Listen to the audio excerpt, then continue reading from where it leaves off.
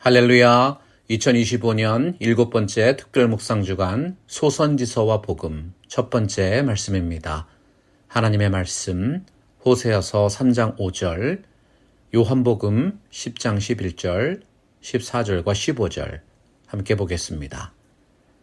그 후에 이스라엘 자손이 돌아와서 그들의 하나님 여호와와 그들의 왕 다윗을 찾고 마지막 날에는 여호와를 경외함으로 여호와와 그의 은총으로 나아가리라.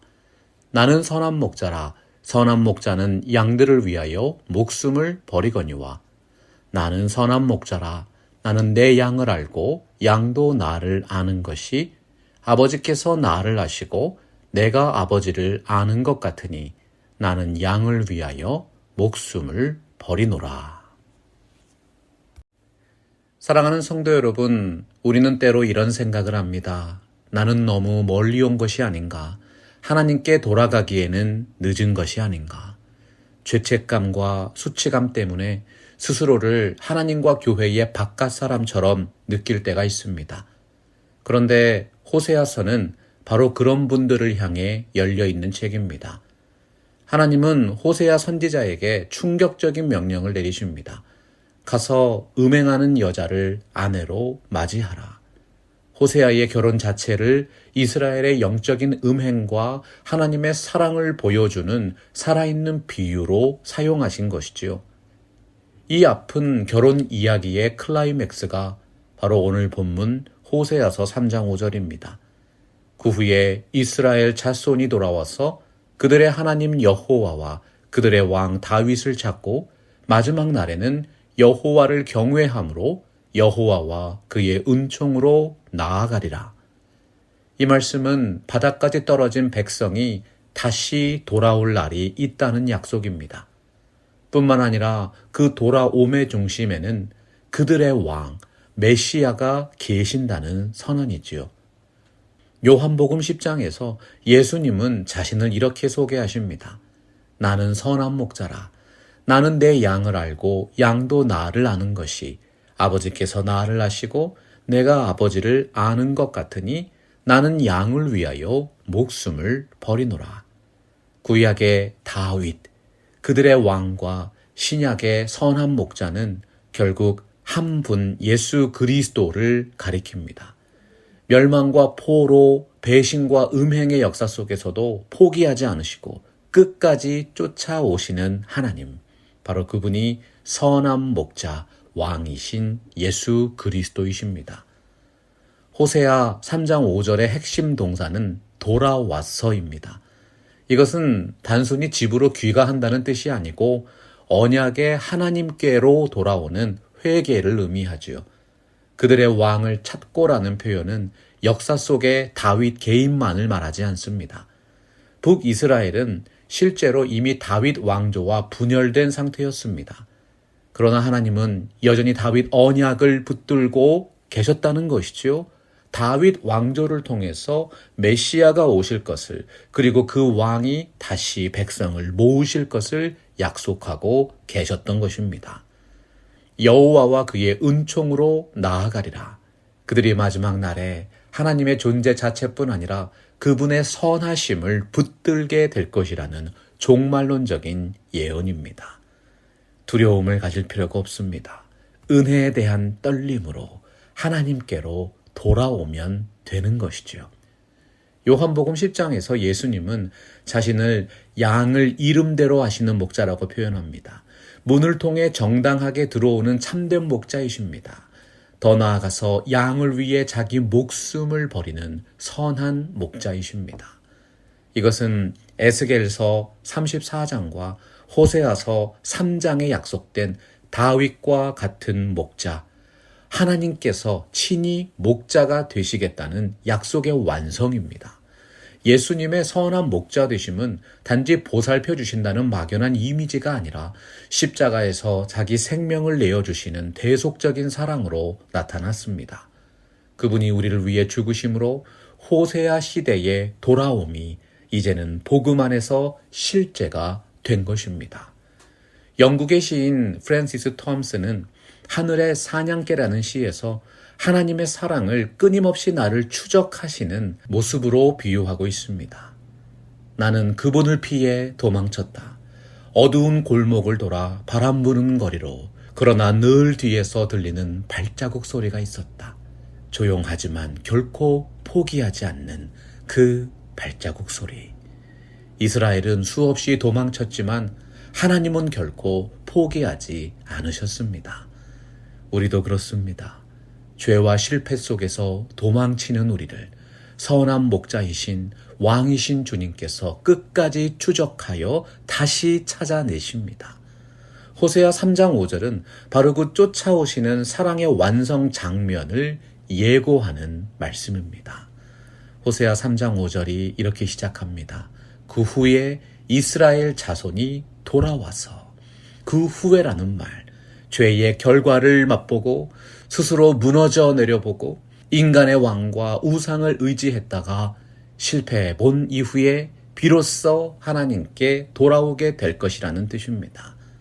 하나님은 죄의 결과를 허용하시지만 그 목적은 버리기 위함이 아니라 돌아오게 하기 위함이십니다. 오늘 말씀의 구조는 이렇습니다. 이스라엘 자손이 돌아와서 여호와 그들의 하나님과 다윗 그들의 왕을 찾고 마지막 날에 여호와와 그의 선하심으로 나아가리라. 두 가지 회복의 방향이 있죠. 하나님과의 관계의 회복입니다. 여호와 그들의 하나님이라고 했습니다. 메시아 왕과의 관계의 회복입니다. 다윗 그들의 왕이라고 했습니다. 회개는 단지 죄를 안 짓는 상태가 아니라 하나님과 메시아의 통치를 인정하는 자리로 돌아오는 것입니다. 요한복음 10장 3절과 4절에서 예수님이 말씀하십니다. 문지기는 그를 위하여 문을 열고 양은 그의 음성을 듣나니 그가 자기 양의 이름을 각각 불러 인도하여 내느니라. 자기 양을 다 내놓은 후에 앞서가면 양들이 그의 음성을 아는 고로 따라오되.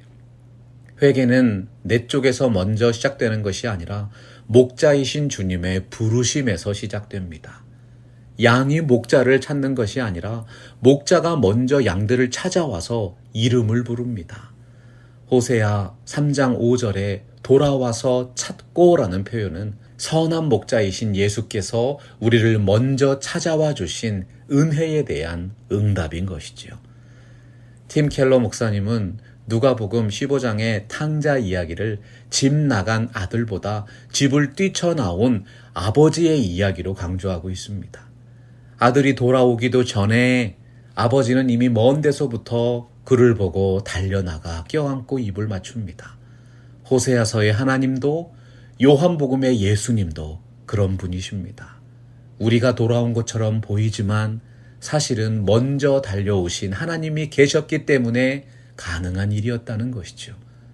여러분, 무릎 꿇고 기도하며 말씀에 순종하고 있는 우리들의 걸음도 선한 목자께서 우리를 먼저 불러주셨기 때문에 가능했다는 것입니다. 호세아서 3장 5절의 중심은 그들의 왕을 찾는다는 말씀입니다.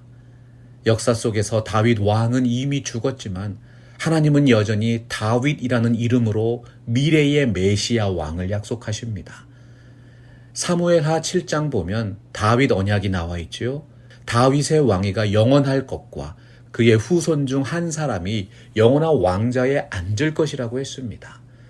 호세아서는 타락한 북이스라엘에게 너희가 다시 참된 왕을 찾고 다윗과 같은 메시아를 찾게 될 그 날이 온다고 선포합니다. 다윗과 같은 왕을 찾는다. 자기 마음대로 살던 삶의 왕좌에서 내려오고 하나님이 세우신 왕의 통치를 인정하라. 당시 북이스라엘의 왕들은 권력과 우상 숭배와 외교적인 줄서기에 집착했습니다. 그러나 하나님은 다윗과의 언약으로 돌아가라고 말씀하십니다. 그 언약은 결국 메시아 왕국의 소망으로 이어졌습니다. 신약의 복음서는 예수님을 다윗의 자손 예수라고 불렀습니다. 요한복음 10장은 메시아 왕이 어떤 식으로 다스리는지를 우리에게 보여주십니다. 그는 양들을 지배하고 착취하는 왕이 아니라 생명을 내어주기까지 사랑하는 목자시요 왕이십니다. 메시아의 통치는 권력의 통치라기보다는 십자가의 통치입니다. 톨킨의 반지의 제왕이라는 책에 보면 아라곤이라는 캐릭터가 나옵니다. 아라곤은 처음에는 정체를 숨기고 다니는 방랑자처럼 등장합니다. 그러나 사실 그는 왕권을 회복할 유일한 왕이었죠. 마지막에 그가 왕좌에 오를 때 중간계는 새로운 평화와 질서 속으로 들어갑니다. 예수님 역시 처음에 오실 때는 초라한 목수의 아들로 나사렛 예수로 오셨지만 실제 정체는 다윗의 왕위에 앉으실 영원한 왕이셨습니다. 호세아서가 다윗 그들의 왕을 찾게 될 것이라고 예언했을 때 하나님은 이미 예수 그리스도의 날을 지정하고 계셨던 것이죠. 선한 목자는 양을 알고 양들을 위해 죽으십니다. 요한복음 10장 11절 보세요. 나는 선한 목자라. 선한 목자는 양들을 위하여 목숨을 버리거니와.